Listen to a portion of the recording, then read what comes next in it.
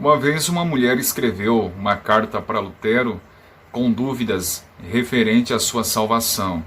E Lutero então responde à dúvida dessa mulher, escrevendo uma carta dizendo que essa era uma poderosa evidência de que realmente ela era uma eleita. Porque, de acordo com Lutero, o ímpio ele vive de modo despreocupado em relação à sua salvação, em relação em onde estará na eternidade, né? Quando morrer, o ímpio anda totalmente despreocupado em relação a isso. Então, segundo Lutero, essa é uma grande marca, é uma marca somente de eleitos, né? Preocupar-se com a sua salvação, né? Em querer saber onde estará na eternidade quando morrer, quando partir dessa terra, né? Então acho interessante, eu penso que essa é uma preocupação que paira na mente de todo cristão verdadeiro, né? E obviamente eu vou usar essa minha palavra aqui para responder uma dúvida de uma moça que levantou essa questão em um dos nossos vídeos aqui no canal, ou em um dos nossos textos, né? Com dúvidas em relação à sua salvação, né?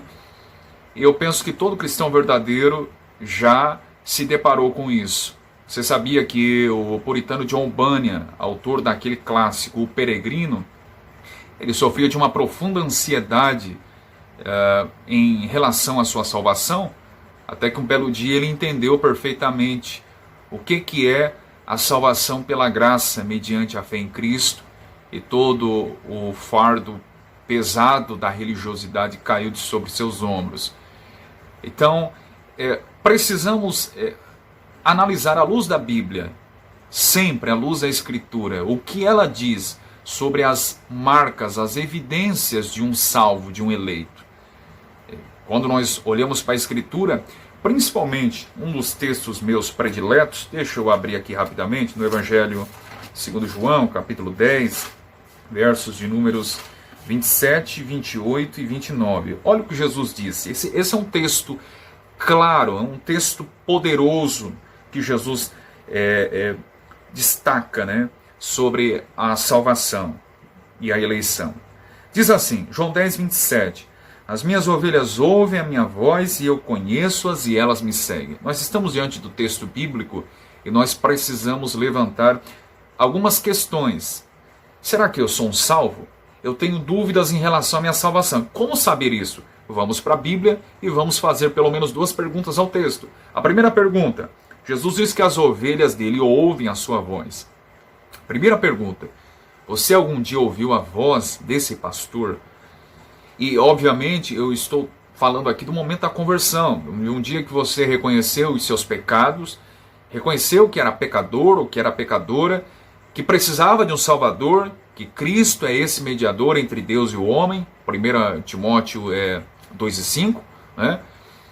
E nesse dia, você creu em Cristo, você já ouviu então, é isso que Jesus está dizendo, as minhas ovelhas ouvem a minha voz. Você já ouviu a voz desse pastor algum dia? Se a resposta for sim, ok, passamos o primeiro teste. Mas existe uma segunda pergunta que precisamos responder. Jesus disse que as ovelhas ouvem a voz, que ele conhece elas e diz assim, e elas me seguem. O seguir tem a ver com perseverança, tem a ver com obediência. Jesus está dizendo que as ovelhas perseveram, mas não perseveram pela própria força, pelo próprio poder de seu esforço, de seu braço, de sua vontade. Perseveram porque Deus está preservando-as. Veja bem, como sabemos que Noé era um salvo? Porque, obviamente, ele prontamente atendeu o pedido de Deus e obedeceu esse pedido, construindo uma enorme embarcação, né? Como sabemos que Abraão era um salvo? Porque, obviamente, ele obedeceu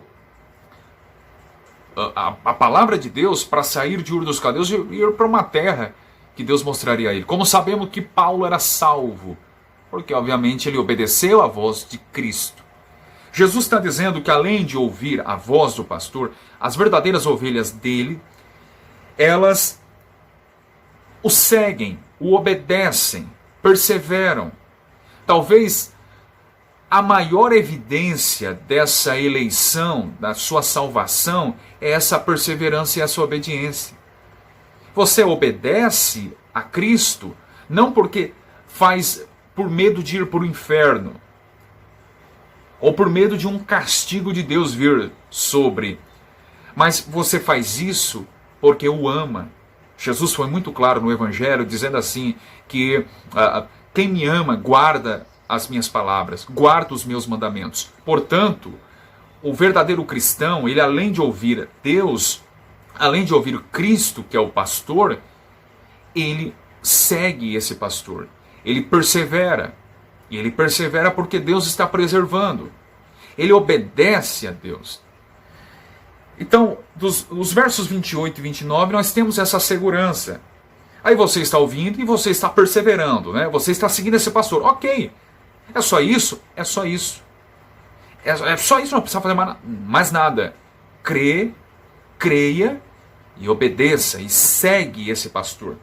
Aí no verso 28 e 29, Jesus prossegue dando a segurança e dou-lhes a vida eterna e nunca, significa dizer, certamente que não, de forma alguma, de modo nenhum, nunca hão de perecer, significa destruir.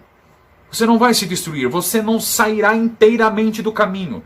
É possível sim que algumas vezes venha quedas, mas não uma queda definitiva e total, mas sim uma queda temporária. É possível, Jesus está dizendo, nunca hão de perecer, nunca cairão permanentemente, nunca sairão inteiramente do caminho. Jesus prossegue, e ninguém, ou seja, nenhuma pessoa, as arrebatará. A palavra arrebatará aqui do grego harpazo, que é a ideia de pegar, tomar à força, levar com violência. Ninguém, nenhum homem, nenhum falso mestre, nem Satanás, nem a morte, ninguém as arrebatará. No verso 29, porque meu Pai que mas deu é maior do que todos, e ninguém pode arrebatá-las da mão de meu Pai.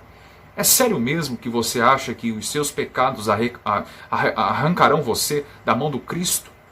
É sério que o seu pecado é maior do que o sangue do Cristo? É sério que o seu pecado é maior do que a eleição do Deus o Pai?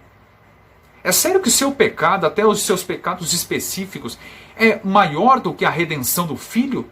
E é maior do que a santificação do Espírito Santo que está produzindo isso na sua vida paulatinamente? É sério isso? Jesus está dizendo, o Pai é maior. É maior do que todos, ninguém vai arrebatar. No verso 28, eu gostaria de voltar aqui para encerrar, diz assim, nunca hão de perecer. Essa palavra, nunca hão de perecer, ou nunca perecerão, no grego, é uma expressão muito forte.